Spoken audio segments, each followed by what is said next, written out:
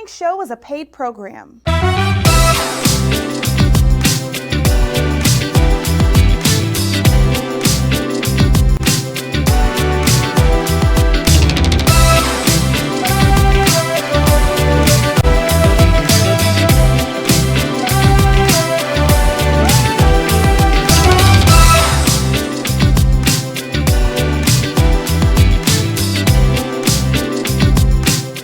Hey family, how you doing today? I'm telling you what, I wanted to make sure we got to see the best of the best. Mr. Hawthorne James, actor and director. We know him by Big Red Davis on the famous 1991 The Five Heartbeats. Hello, my friend, how you doing?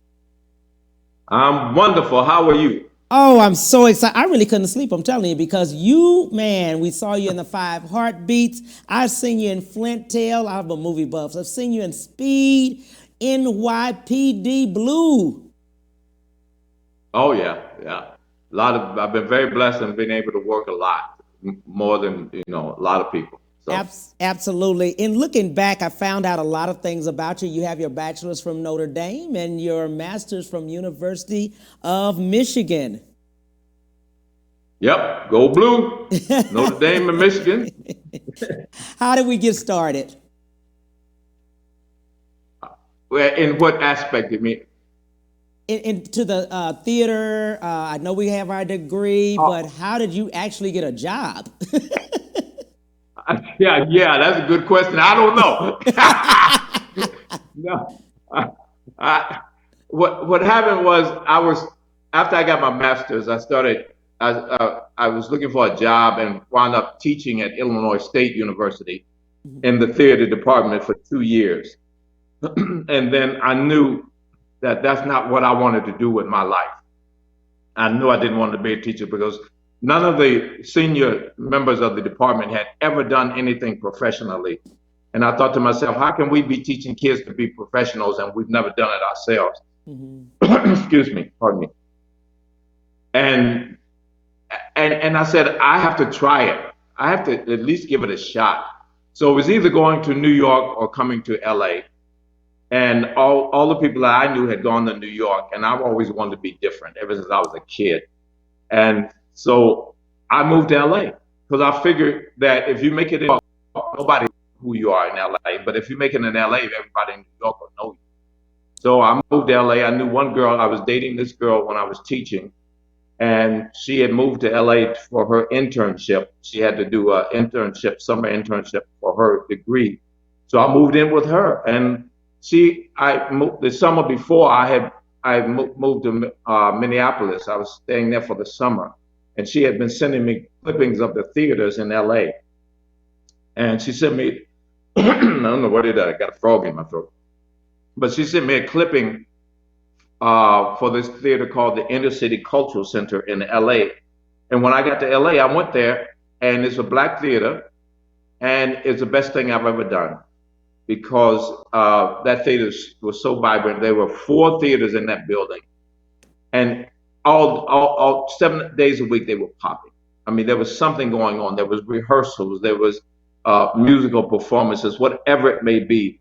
And that's how I got to meet a lot of people who were instrumental in my life. They were doing a lot of theater, and we weren't getting a dime. We weren't even getting gas money. It was just for the love of the art, learning how to get better at your craft, and making connections.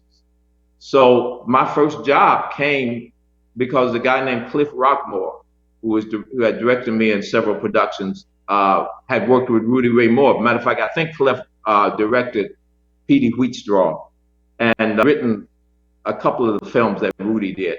And he wrote this thing called The Disco Godfather, and he hired me to play the lead bad guy because I had proven myself to him. Because you have to understand, in film, if you mess up, you cost them money. So you have to. Nobody wants to lose money. I mean, if you're late on the set, if you're not haven't come to the set, knowing your lines, etc., having a character, etc., you're going to cost them money. So I had proven myself to Cliff that I was reliable. He gave me this job, and I think I worked 2 or 3 days. I don't remember, but it was $50 a day. I do know that. And man, I thought I was rolling in the dough. $50 a day for doing what I love to do. Man, that's $100, man. That paid my rent for the month. So, but that's how I got started. And then same thing happened. Cliff was producing a film called what was the name of the film? With Jamal Fanat was a filmmaker. He passed away several years ago, but Jamal had come out of UAE, and it was Penitentiary 2.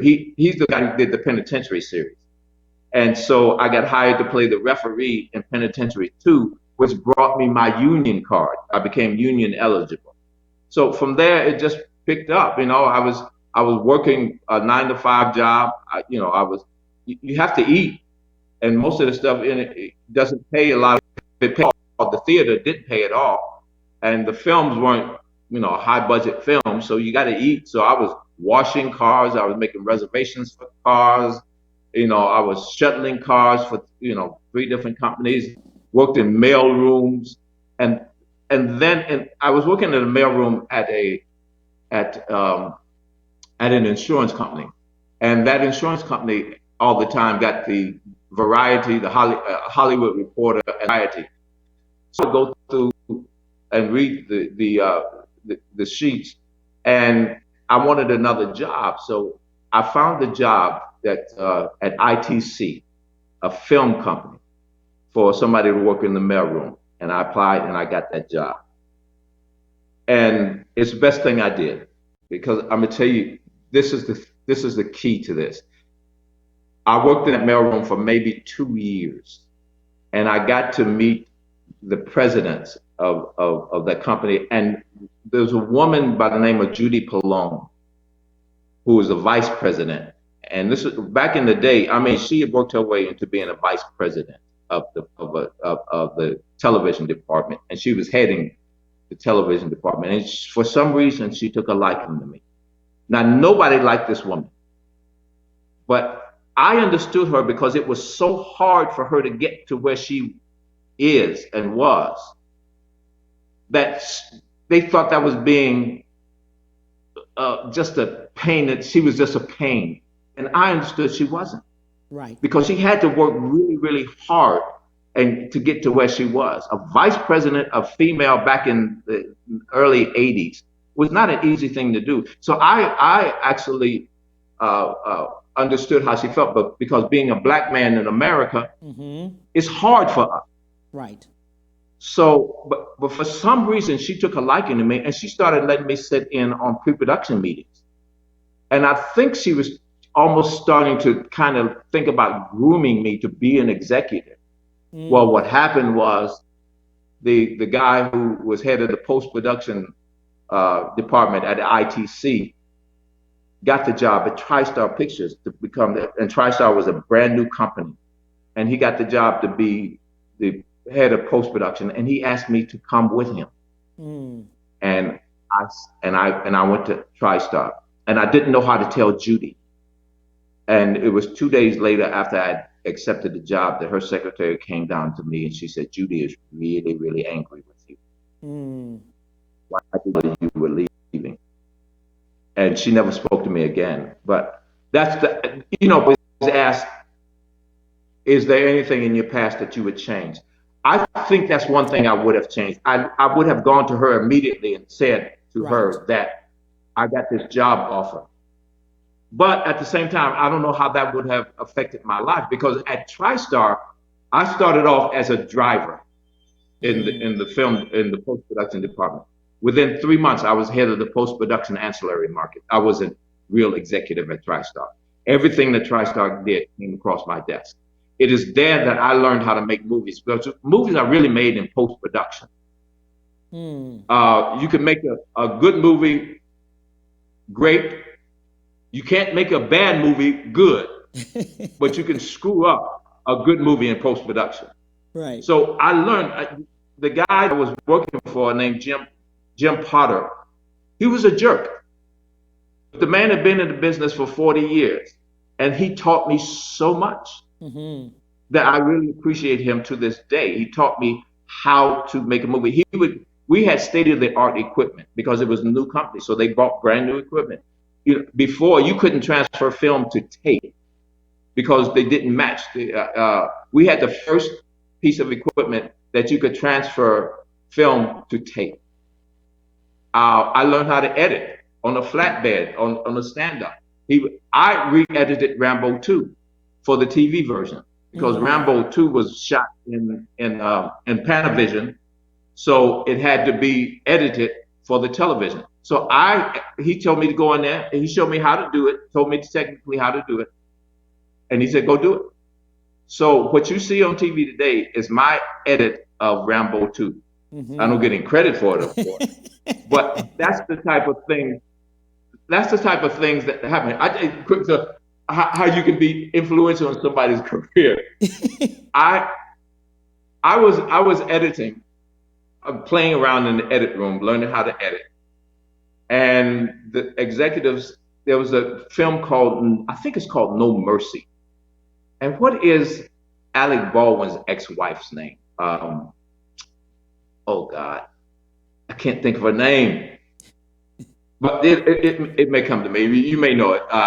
Kim Basinger. That's what it is. Kim Basinger. Kim Basinger and this other woman were up for the role, and on Sunday morning the executives were going to watch their screen test. I had no clue how to edit. I was trying to sync. I was just learning how to sync film, and this was when we had film and when we had tape, actual film, and so you had to marry the film with the sound. The sound was a separate thing, so you had to marry them together. So that Sunday morning, I was in that edit room with me and another guy. He was worthless to me because he didn't know what he was doing either. And somehow or another, I edited Kim Basinger's tape first, her screen test first.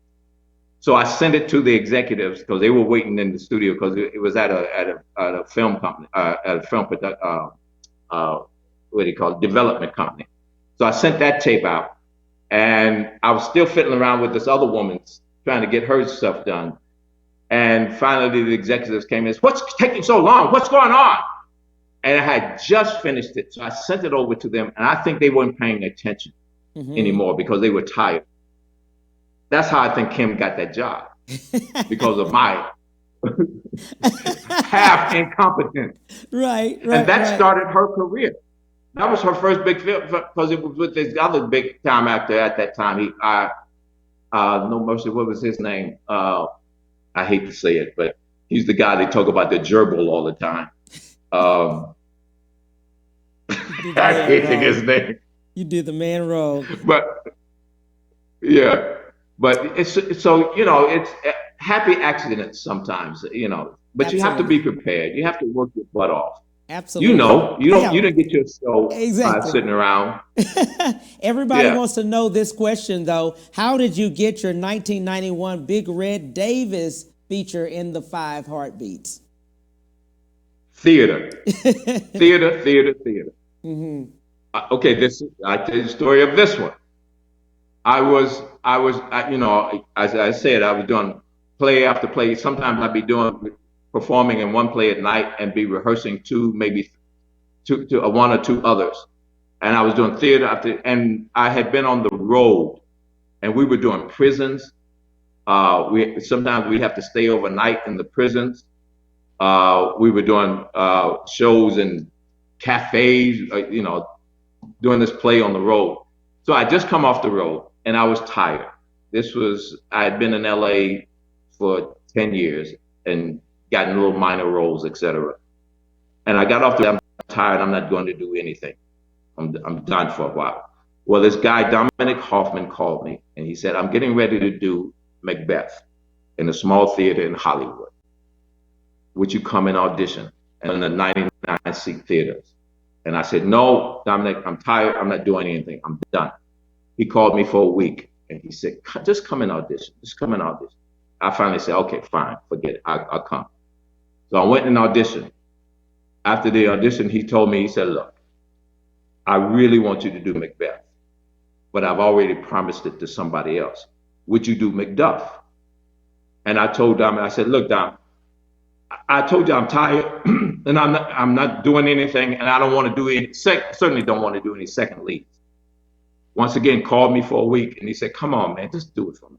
I finally said, fine. And and my girlfriend at the time, who was a great actress, Cheryl Tyre, he said, I want her to play one of the witches. So I did the show. And in Hollywood, a lot of times, if you get 10 people in the audience, that's huge. That's huge. But we were doing like 5 people. And that one night, Robert Townsend had a friend who was in the play. And he came to see his friend. After the show, he came backstage. I'm getting ready to do this movie. Would you like to be? That's how I got the biggest break of my life, by not sitting on my butt, waiting for the phone to ring. Right. Working, Absolutely. working. Absolutely. Yeah. So many people are asking that you are an actor and a director also, so which is absolutely phenomenal in doing both. What advice would you give those that would do that if they're wanting to go into directing? This is one of those things where I'm extremely blessed in the fact that I have worked with some of the best directors in the world. And I have never been the guy that goes to my dressing room and just sits and waits. I get my clothes, I get my wardrobe on, go into the makeup trailer, get my makeup on, and then I'm outside. I'm watching everything. I'm watching the gaffers. I'm watching the wardrobe people. I'm watching the electricians. I'm watching the director. I'm watching the first AD. And I still, to this day, I do that. I watch everything because I'm constantly learning. Learning. I can't be a DP, a director of photography, but I know what they're supposed to be doing. I know what it's supposed to look like when it gets on the screen. I can't be a gaffer because I don't know electricity, but I know what they're supposed to be doing. So as a director, you have to know all of that. Right. You have to be able to hire people and trust people to put your vision on the screen. So I've been directing theater all my life, so I know how to work with actors, I think. Pretty good. Unless you're pretty much of a jerk, I can work with you. But it's so I've worked with. I'm one of the only actors that's 2 Steven Spielberg movies, Color Purple, Amistad. Now Amistad, I'm for different reasons. It's a long movie and something had to be cut, and I was on the ship itself, and all the stuff on the ship is cut. But I'm watching Steven Spielberg, watching how he works. I'm watching Oliver Stone, watching how he works. I'm watching Robert Townsend, watching how he works. I'm watching, forgive me, the guy who directed Seven. One of the great directors. And sometimes I'm bad with names. But I've worked with some of the best directors in the world. So when it came time for me to direct, well, I directed a couple of commercials first. And commercials are a little different than film. In fact, that you're really not working with, getting performances out in a performance way. So I had done this couple of MasterCard commercials. But my first feature film was the Stick Up Kids. I worked with this producer before, Tariq Alexander. He hired me to follow the system within. And he also had worked with the actors because he was people, very unknown people, first-time actors, etc. So he asked me to work with them on their performances. But he got the money to do the Stick Up Kids, and he called me and he was saying, he was asking my input into the script itself. And he said, oh, by the way, you're directing, right? And my jaw dropped. So the first day on the set, before we got my first shot in, there's something happened, and it was the decision that had to be made. So I went to him and I said to him, well, what do you think? He looked at me and said, go do your job. That's why I hired you. You know what you're doing. Go. And from that moment on, I realized I do know what I'm doing. Right. I know what I'm doing. Let me go do my job. And to his credit, he had my back every step of the way. That was my set. Everything was my decision. And he's young. He was a youngster at that time, but he knew. He hired me and he said, "Go do your job." And the confidence that I gained from that was incredible. It was a very much of a learning experience for me. I learned an incredible amount. I learned that you have to just demand of people that they fulfill your vision. As like I said, I can't do a DP job, but put my vision on the screen. Make sure the sound is right. And I had worked with all of these people, and by osmosis, I had gained so much knowledge. And and people ask me, who do you admire? Who do you want? Who would you like to work with? Well, there's nobody really that I want to work with in per se like that. But I'm trying to model myself after Clint Eastwood, not the guy that talks to the empty chair at the Republican convention. I'm talking about the artist. Right. Uh, because he gets to and act and do things that he really wants to do. As a black man in America, it's important for me to do things that make black men look good and in a different light, because we are so maligned. Yes. It's like in North Carolina, all you hear about is how Stacey Abrams and all the AKAs they delivered that victory for Biden. They did it. You mean to tell me there's no black man voted in North Carolina? Right. Why do we not hear about all the black men who voted for Biden? It's all, see, we're just tossed aside. So it's important to me as a black man, because my grandfathers and my father were the greatest men I've ever met. And I never get to see them on screen. So that's my motivation, to make sure that somehow or another I'm in a position that black men can be represented, so that we can be seen as truly of what we are. Because you don't see us really who we are. I love being a black man. I just love it. I would not change it for anything in the world. You couldn't pay me enough money to change it. But I have to, because film and television is so important. The rest of the world gets their ideas of who you are from film and television. Right. That's why when the soldiers went to Vietnam, the women were talking about too biggie, too biggie.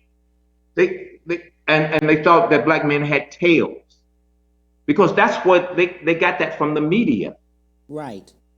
So it's important for us to control our narrative. It's important for us to tell the world who we are, really and truly. Black men are great fathers.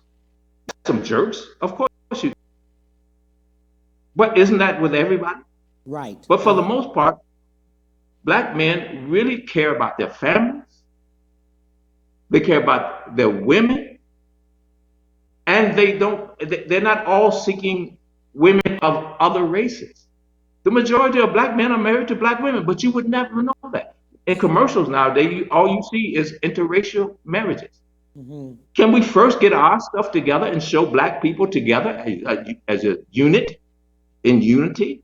So I say all of this to just say what my mindset is. And my mindset is to make sure that we are represented, and represented correctly. I have turned down jobs. You know, I don't mind playing the bad guy. Don't get me wrong. I don't mind playing the bad guy, as long as there's a good guy that counterbalances everything. It's like, I use the example all the time of Married with Children. For every Married with Children that white people have, they have 100 other positive shows. But all we get is the Married with Children show. There's nothing to counterbalance anything. Absolutely. So that's what my mindset is. Let's do this. We'll take a break and we'll be right back with Mr. Hawthorne James. We'll be right back to the Cam Hill Show after these messages.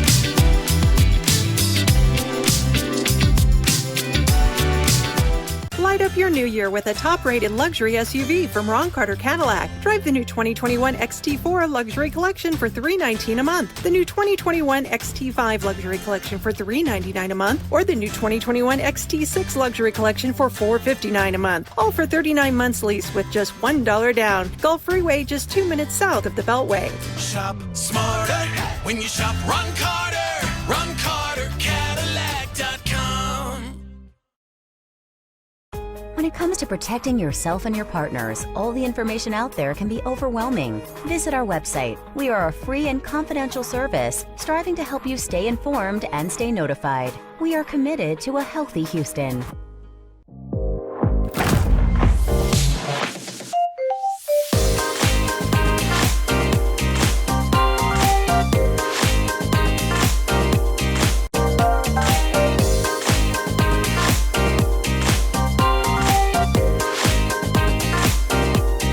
Amazing things for you. And now back to the Cam Hill Show.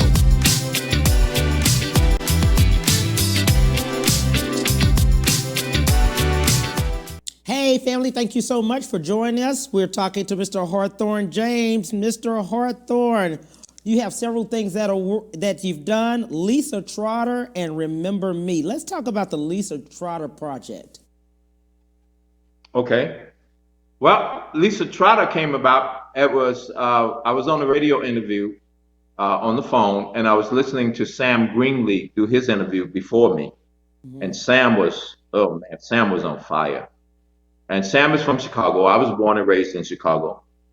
And the host then said, "Okay, we're going to change. We're going to say goodbye to Sam and hello to Hawthorne." And I asked the interview. I said, "Look, can Sam stay on the interview with me?"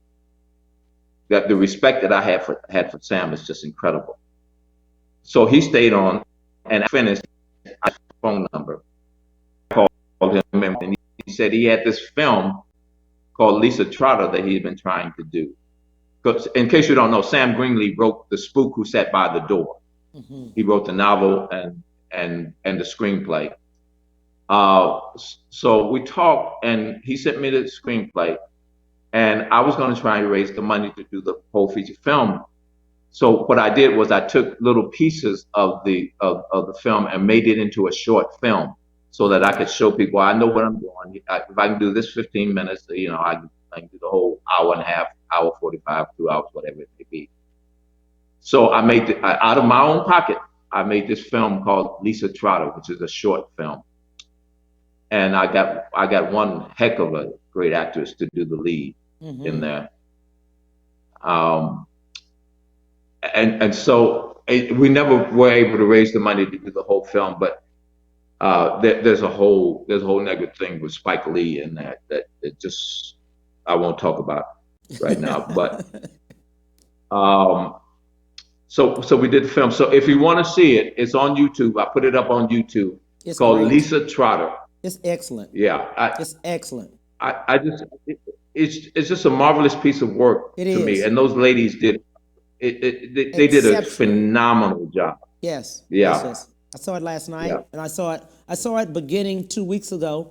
When shout out to Desiree Benson, your PR, brilliance. Yeah. She is brilliant. I'm telling you, she brings everybody that's great with her. But when she brought your name up, and I just started my research, just looking. My God, Remember Me is another one that's great. Oh, this is the way I've been doing for 20 years. Yeah. And sometimes the magic works, sometimes it doesn't. Mm-hmm. I wrote I started writing. I'll tell you why I started writing. When I was at TriStar, see, I'm a boat rocker, and this is my philosophy of life. I don't be free till you be free. Now, I'm a black man, an executive in Hollywood. At that time, I was one of the highest black executives in Hollywood. But there were no other black people. There were 2 black secretaries at TriStar. Right. Mm-hmm. Well, like I care. You know, I want to bring other black people into the. So I started playing softball on the softball team and started doing things to get the executives. How many black men can actually walk into a president's office and put their feet up and just chit chat for 10, 15 minutes with no appointment? I was able to do that time. So I started telling them, well, there's no black film. You know, you need to start doing black films. And I said, well, if I bring you some, you consider them. And they said, okay.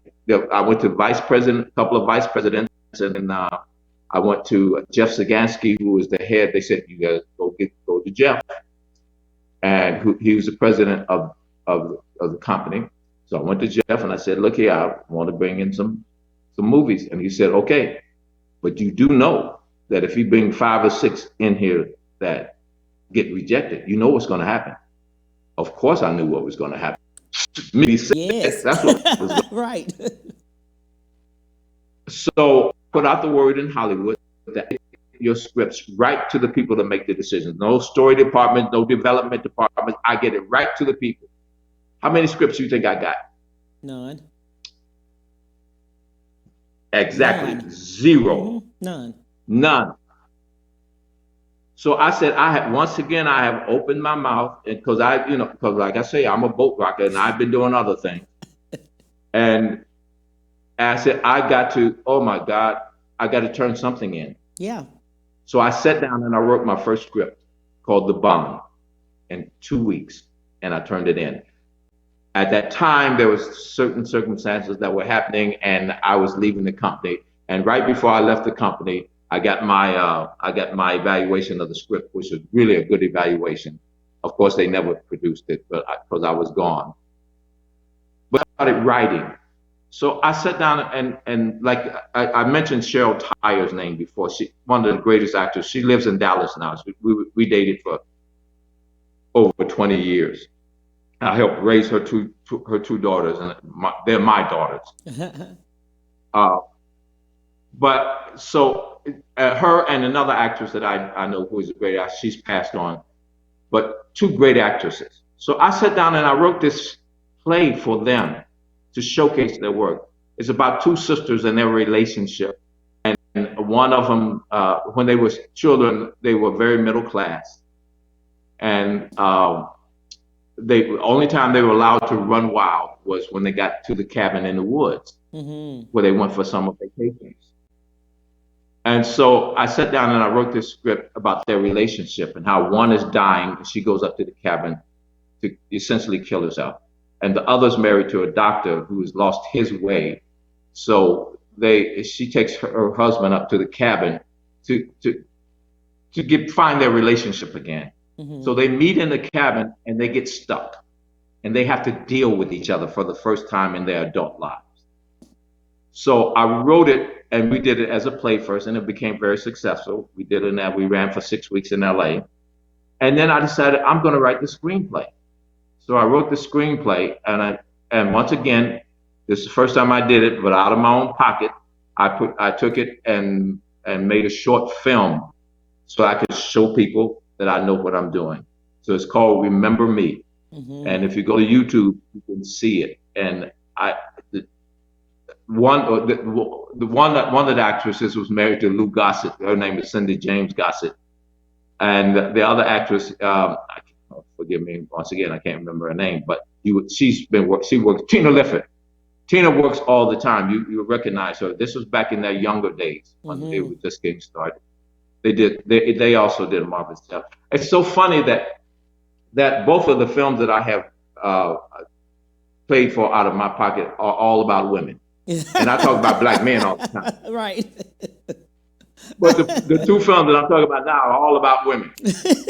So, but that's my love for black women also. As a black man, I have a responsibility to make sure that my counterparts are taken care of also.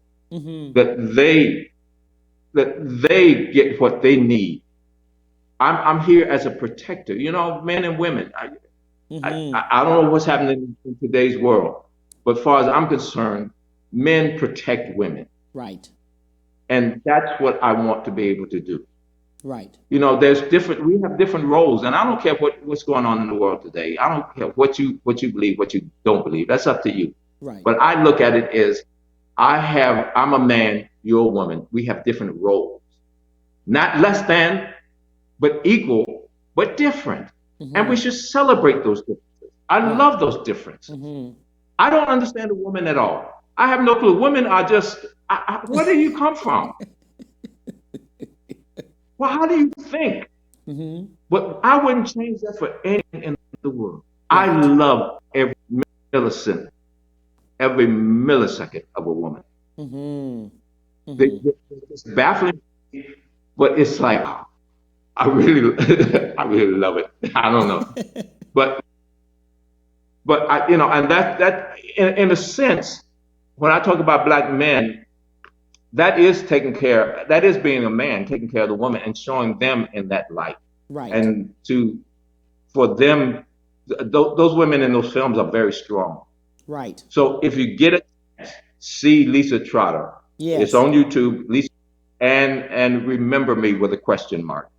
Absolutely. And it's just, those are two of my favorite things I've ever done. What I love about you, my friend, what I love about you really is that you take roles based on content surrounding black people all the time. I love that. When I was looking at a lot of your interviews and looking at a lot of your projects, I love the fact that you celebrate us on a daily basis. Every day I wake up. Yeah. I'm telling you, my mama, what can I say about my mama? Because my father, see, let me get a little background into my history. My grandparents went to college. My parents went to college. My grandmother, I don't know what she went to Bluefield State, which was then one of the HBCUs. My grandfather went to Hampton, and what happened was my grandmother had a teaching credential. She couldn't get a job teaching. She wound up being a housekeeper at a hospital. My grandfather, with his music degree, wound up Foreman Porter, and then Foreman's college when they building the cars. My mother, with her biology degree, wound up working for the government because she couldn't get a job teaching or anything else. My father had a degree in chemistry and mathematics. My father was an All-American in football and baseball at the black university when the black universities were the black universities, and every great athlete went to those HBCUs before integration. Right. My father was an All-American in football and baseball. My uncle was an All-American in football. My father I used to drink Schlitz beer. This was all before I was aware of any of this. Before they cut me My off, father buddy, has sent me. Before they cut me off, I definitely want them to tell how to get in touch. I mean, where to see all of your projects and absolutely where to find all of your information. But go ahead. Well, quickly, my father sent his resume to Schlitz Brewery to be a chemist. And they said, come up here right away. We need you right away. You're hired. He got up there. They looked at him. They looked at his resume and said, oh, no, you can't be this guy. Gave him bus fare back to Chicago. By all rights, I should have been a middle-class kid. My father, with his degrees, etc., wound up being a cab driver. My father had heart problems, so he wound up being at home most of the time. My mother worked. She worked a minimum of 2 jobs.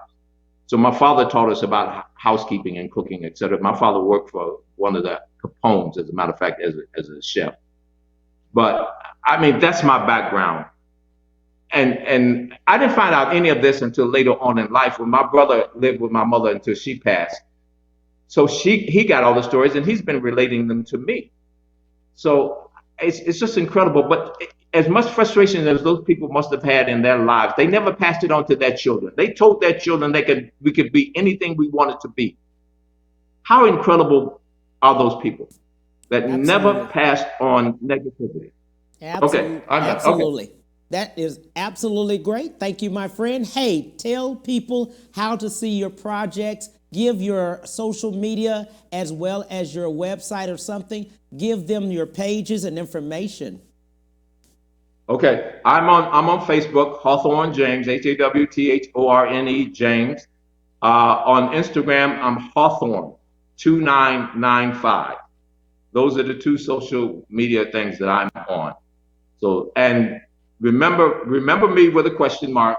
And Lisa Trotter is on YouTube. So if you get a chance, just it's short film, about 20 minutes apiece, and anything that I do, I will always post. Like I've got a film out called A Day of Trouble, and a film that's coming out soon. Oh shoot, I can't even remember the name of my own film. That's pathetic, isn't it?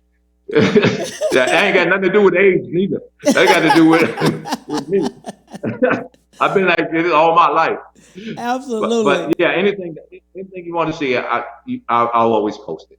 Absolutely. Thank you, Mr. Hawthorne James. And I'm telling Yes, you, sir. the best, the best, the best.